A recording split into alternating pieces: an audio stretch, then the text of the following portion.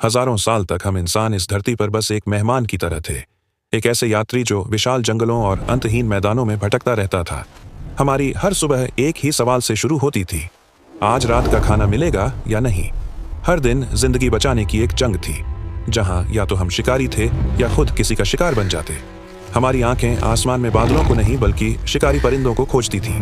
हमारे कान हवा की सरसराहट में किसी छिपे संगीत हुए दुश्मन की आहट सुनते थे। घर जैसी कोई चीज नहीं थी, बस गुफाओं की अस्थायी पनाहगाहें थीं। जिंदगी का सिर्फ एक ही मकसद था, किसी तरह जीवित रहना। लेकिन फिर आज से लगभग 12,000 साल पहले कुछ ऐसा हुआ जिसने सब कुछ बदल दिया।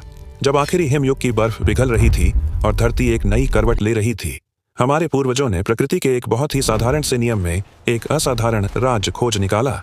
एक ऐसा राज जिसने हमें भटकते हुए शिकारी से अन्नदाता बना दिया, खाना बदोश से समाज बना दिया। यह कहानी सिर्फ गेहूं के एक दाने या चावल की एक बाली की नहीं है, ये उस चिंगारी की कहानी है जिसने इंसानियत के सफर को नई रफ्तार दी। जरा आज से 12,000 साल पहले की दुनिया की कल्पना कीजिए। न शहर थे, न गांव, न खेत, और न ही अगले पल की कोई गारंटी। मानव छोटे छोटे 20 से 30 लोगों के कबीलों में रहते थे, जो भोजन और पानी की तलाश में लगातार भटकते रहते थे। कभी फल खत्म हो जाते, कभी जानवर चले जाते, और पूरा कबीला फिर नई जगह निकल पड़ता। यह जीवन अनिश्चितता से भरा हुआ था। औजार बहुत साधारण थे, पत्थर के बने मोटे हथियार जिनसे वे शिकार करते, खाल उतारते और भोजन जुटाते थे। हर दिन नई चुनौती थी, भूख हमेशा साथ रहती थी और मौत हमेशा पास। लेकिन इसके बीच भी इंसान बेवकूफ नहीं था। उन्होंने आग पर काबू पाना सीख लिया था, जो मानव इतिहास की पहली बड़ी क्रांति थी। आग ने उन्हें गर्मी, सुरक्षा और बेहतर भोजन दिया। धीरे धीरे एक अजीब सी बराबरी भी थी। कोई अमीर या गरीब नहीं था, क्योंकि निजी संपत्ति जैसी कोई चीज ही नहीं थी। सब कुछ साझा होता था। लेकिन अब यह सब बदलने वाला था। लगभग 12,900 से 11,700 साल पहले यंगर ड्राइस नाम का एक ठंडा दौर आया। धरती अचानक ठंडी और सूखी हो गई, जंगल सिकुड़ गए और बड़े जानवर विलुप्त होने लगे। यह एक तरह की प्रलय जैसी स्थिति थी। इसी संकट के बीच इंसानों ने कुछ देखा।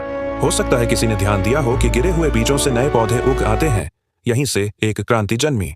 बीज सिर्फ खाना नहीं है, यह नया जीवन पैदा कर सकता है। यह मानव इतिहास का सबसे बड़ा यूरेका मोमेंट था। धीरे धीरे लोगों ने बीज सहेजना और बोना शुरू किया, और यहीं से खेती की शुरुआत हुई। जब जलवायु फिर से स्थिर हुई तो खेती और तेजी से फैलने लगी। सबसे पहले यह क्रांति मध्य पूर्व के फर्टाइल क्रिसेंट में शुरू हुई, जहां गेहूं, जौ, मटर, मसूर और चना उगाया जाने लगा। जंगली पौधे धीरे धीरे घरेलू फसलों में बदल गए। हजारों सालों की चयन प्रक्रिया से औजार भी बदल गए। कुदाल, दर्ती और सिलबट्टे जैसे नए उपकरण बने। ये क्रांति दुनिया के अलग अलग हिस्सों में भी फैली। चीन में चावल, अमेरिका में मक्का और अफ्रीका में बाजरा, और भारतीय उपमहाद्वीप में मेहरगढ़ जैसे स्थानों पर खेती के शुरुआती सबूत मिले। अब इंसान सिर्फ शिकारी नहीं रहा, वो निर्माता बन चुका था। लेकिन इसका असर सिर्फ पेट तक नहीं था। अब इंसान एक जगह रहने लगा, गांव बनने लगे, स्थायी जीवन शुरू हुआ। जानवर पालतू बनाए गए, भेड़, बकरी, गाय, और समाज में पहली बार श्रम विभाजन हुआ।